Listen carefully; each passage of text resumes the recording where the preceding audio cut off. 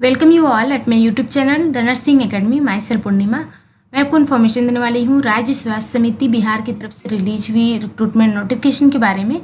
यहाँ पर यह नोटिफिकेशन रिलीज किया गया है एनएचएम के अंतर्गत। यहाँ पर अमेंडमेंट नोटिफिकेशन रिलीज किया गया है। अमेंडमेंट नोटिफिकेशन रिलीज किया गया है। इससे पहले जो नोटिफिकेशन रिलीज किया गया था स्टाफ नर्स की वैकेंसी से रिलेटेड, एडवर्टाइजमेंट नंबर इतने के अंतर्गत यानी कि एडवर्टाइजमेंट नंबर 11/2020 के अंतर्गत जो नोटिफिकेशन रिलीज किया गया था स्टाफ नर्स रिक्रूटमेंट से रिलेटेड राज्य स्वास्थ्य समिति बिहार की तरफ से, उसमें कुछ संशोधन यहाँ पर किए गए हैं, कुछ अमेंडमेंट किए गए हैं। सो यहाँ पर हम बात करने वाले हैं क्या क्या अमेंडमेंट किए गए हैं।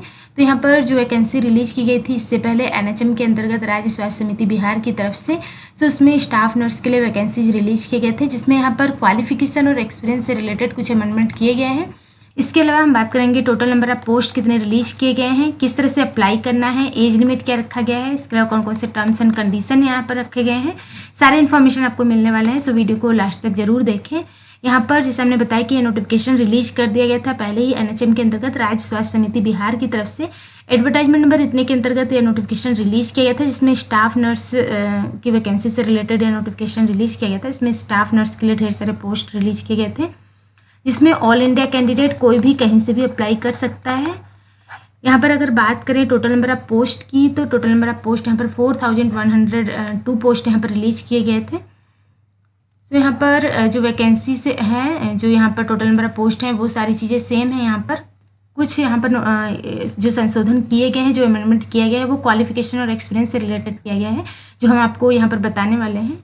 यहाँ पर यह नोटिफिकेशन जो पहले रिलीज किया गया था एडवर्टाइजमेंट नंबर इतने के अंतर्गत, उसमें अगर हम बात करें टोटल नंबर ऑफ पोस्ट की, तो total number of post 4102 post यहाँ पर रिलीज किए गए थे, जिसमें यहाँ पर ऑल इंडिया कैंडिडेट कहीं से कोई भी अप्लाई कर सकता है।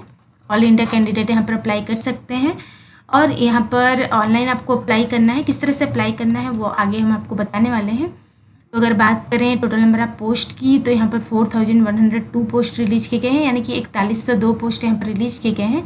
जिसमें अगर बात करें कैटेगरी वाइज, तो यहाँ पर अनरिजर्व कैटेगरी के लिए यहाँ पर 1041 पोस्ट रिलीज किए गए हैं। इसके अलावा अनरिजर्व फीमेल के अंतर्गत 576 पोस्ट, EWS कैटेगरी यानी कि इकोनॉमिकली वीकर सेक्शन के लिए यहाँ पर 290 post, economically weaker section female के लिए 118 पोस्ट, MBC यानी कि मोस्ट बैकवर्ड क्लास के लिए 474 पोस्ट यहाँ पर रिलीज किए गए हैं, मोस्ट बैकवर्ड क्लास फीमेल के लिए 274, SC कैटेगरी के लिए 426, SC कैटेगरी फीमेल के लिए यहाँ पर 239 पोस्ट रिलीज किए गए हैं। इसके अलावा BC कैटेगरी के लिए 331 पोस्ट, BC कैटेगरी फीमेल के लिए 156, ST कैटेगरी के लिए 553, इसके अलावा ST कैटेगरी फीमेल के लिए 1 पोस्ट है। WBC कैटेगरी के लिए यहाँ पर 123 पोस्ट है। WBC यानी कि women of backward class section के लिए यहाँ पर 123 पोस्ट रिलीज किए गए हैं। यहाँ पर मीन्स टोटल मिलाकर 4102 पोस्ट रिलीज किए गए हैं। यहाँ पर ज़्यादा पोस्ट रिलीज किए गए हैं। तो यहाँ पर ऑल इंडिया कैंडिडेट कहीं से भी कोई भी अप्लाई कर सकता है। 4102 टोटल नंबर ऑफ पोस्ट यहाँ पर रिलीज किए गए हैं,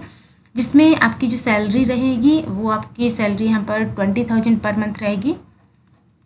20,000 रुपीज़ पर मंथ यहाँ पर आपकी सैलरी होने वाली है। यहाँ पर परमानेंट पोस्ट रिलीज किए गए हैं। यहाँ पर आपको परमानेंट यहाँ पर रिक्रूटमेंट होने वाला है। तो यहाँ पर बात करें अगर एज लिमिट की, तो अनरिजर्व कैटेगरी में अगर आप आते हैं EWS कैटेगरी या अनरिजर्व कैटेगरी में, तो 37 ईयर्स तक के कैंडिडेट अप्लाई कर सकते हैं। अनरिजर्व कैटेगरी EWS फीमेल की बात करें तो 40 ईयर्स यहाँ पर रखा गया है एज लिमिट। BC या फिर MBC मेल और फीमेल दोनों के लिए यहाँ पर 40 ईयर्स रखा गया है। SC ST कैटेगरी मेल और फीमेल दोनों के लिए 42 ईयर्स रखा गया है यहाँ पर एज लिमिट। इसके अलावा यहाँ पर 10 ईयर का रिलैक्सेशन दिया जाएगा डिवाइन बॉडी एप्लीकेंट्स के लिए। तो यहाँ पर जो लास्ट डेट है अप्लाई करने का वो यहाँ पर बढ़ा दिया गया है, यानी कि यहाँ पर लास्ट डेट अप्लाई करने का 18 जून कर दिया गया है। 18 जून तक कैंडिडेट जो है वो अप्लाई कर सकते हैं। इसके अलावा बात करें क्या क्या अमेंडमेंट किए गए हैं यहाँ पर क्वालिफिकेशन और एक्सपीरियंस में, तो इससे पहले जो वैकेंसी रिलीज की गई थी उसमें आपका यहाँ पर क्वालिफिकेशन जो चाहिए था वो GNM या BSc नर्सिंग या पोस्ट बेसिक BSc नर्सिंग कोई भी जो किया रहे वो नर्सिंग स्कूल या इंस्टीट्यूशन जो था वो रिकॉग्निशन उसका होना चाहिए था INC से। बट यहाँ पर अभी जो संशोधन किया गया है उसके बाद अगर आपने GNM किया है या फिर BSc नर्सिंग किया है या फिर आपका पोस्ट बेसिक BSc नर्सिंग है किसी भी नर्सिंग स्कूल या इंस्टीट्यूशन से जो रिकॉग्नाइज्ड है INC से, या फिर किसी भी health department, other health department या फिर government of Bihar, any state nursing council से तो आप अप्लाई कर सकते हैं। आपका रजिस्ट्रेशन होना चाहिए नर्सिंग काउंसिल से। इसके अलावा आपका जो भी कैंडिडेट यहाँ पर अप्लाई करेंगे उनका परमानेंट रजिस्ट्रेशन होना चाहिए बिहार नर्सिंग रजिस्ट्रेशन काउंसिल से या फिर आईएनसी से या फिर किसी भी नर्सिंग स्टेट नर्सिंग काउंसिल से तो आप अप्लाई कर सकते हैं। तो यहाँ पर कुछ चेंजेस जो किए गए हैं उसमें जेएनएम अगर आपने किया है या फिर बीएससी नर्सिंग किया है किसी भी आईएनसी रिकॉग्नाइज्ड इंस्टीट्यूट या फिर यूनिवर्सिटी से, या फिर यहाँ पर आईएनसी के अलावा यहाँ पर हेल्थ डिपार्टमेंट किसी भी अदर गवर्नमेंट ऑफ बिहार से या फिर किसी भी स्टेट नर्सिंग काउंसिल से जो भी कैंडिडेट ने बीएससी, पोस्ट बेसिक बीएससी या फिर जेएनएम किया है तो अप्लाई कर सकते हैं। आपका रजिस्ट्रेशन होना चाहिए आईएनसी से या फिर एनी स्टेट नर्सिंग काउंसिल से या फिर बिहार नर्सिंग काउंसिल से। बट यहाँ पर अगर आपकी ज्वाइनिंग होती है, अगर आप सिलेक्टेड कैंडिडेट हैं और आपकी ज्वाइनिंग होती है तो आपको ज्वाइनिंग से पहले अपना permanent registration Bihar nursing registration council से वहाँ पर सबमिट करना पड़ेगा। तो यहाँ पर जो भी सिलेक्टेड कैंडिडेट होंगे उनको प्रोवाइड करना रहेगा permanent registration council from Bihar nursing registration council Patna से। तो यहाँ पर ज्वाइनिंग के बिफोर आपको सबमिट करना रहेगा। तो यहाँ पर जो भी कैंडिडेट यहाँ पर ये एजुकेशनल क्वालिफिकेशन क्राइटेरिया जो है वो फुलफिल करते हैं तो यहाँ पर अप्लाई कर सकते हैं। यहाँ पर अप्लाई करने का लास्ट डेट जैसे हमने बताया कि 18 जून कर दिया गया है, यहाँ पर बढ़ा दिया गया है 12 जून से 18 जून कर दिया गया है। तो यहाँ पर लास्ट जो है अप्लाई करने का वो 18 जून 2021 है।